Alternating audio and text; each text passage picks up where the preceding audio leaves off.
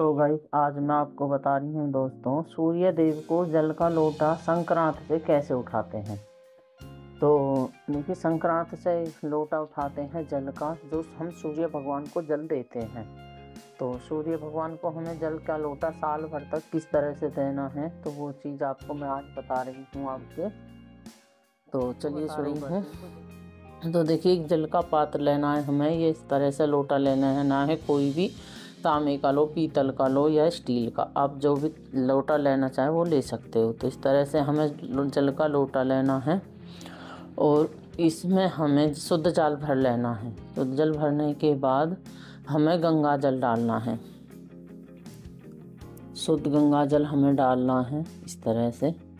फिर हमें रोली डालनी है जल के लोटे के अंदर। फिर हमें संक्रांत वाले दिन एक लाल पुष्प भी हम उसमें डाल लेंगे, और संक्रांत वाले दिन फिर हमें उसमें तिल डालने हैं थोड़े से।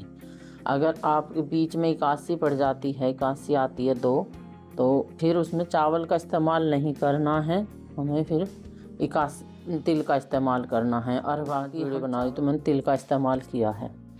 फिर हमें उसमें मीठा डालना है, मतलब गुड़ डाल लीजिए, सर्दियों में तो गुड़ अच्छा मिलता है, गुड़ डाल लो, चीनी डाल लो, जो भी आप मीठा डालना चाहें वो डाल सकते हैं। तो इस तरह से हमें जल का लोटा तैयार करना है। और हमें सूर्य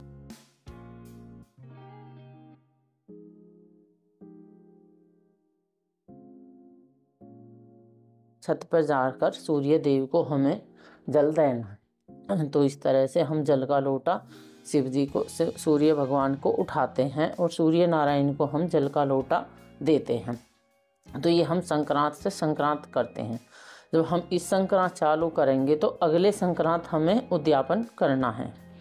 तो उद्यापन के लिए क्या करना है, जल के लोटे में से हम इधर रख देते हैं।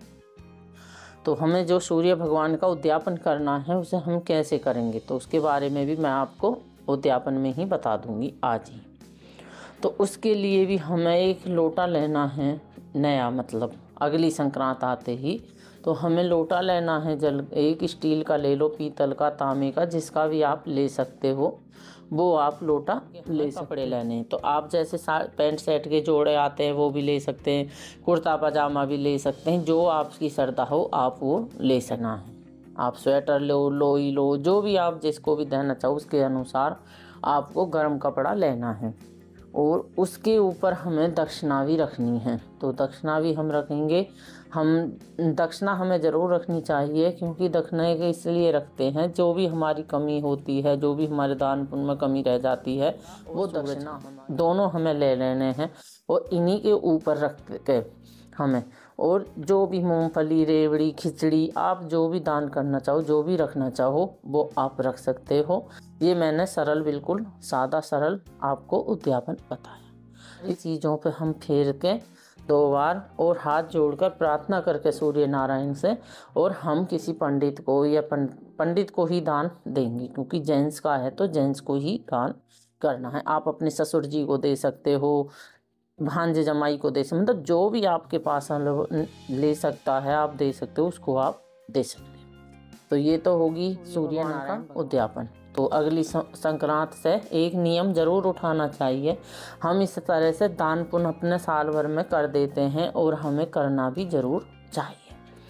तो ये तो है दोस्तों मेरी अगर दोस्तों जानकारी पसंद आई हो तो लाइक, शेयर, कमेंट ज़रूर करना, और एक नियम ज़रूर उठाना।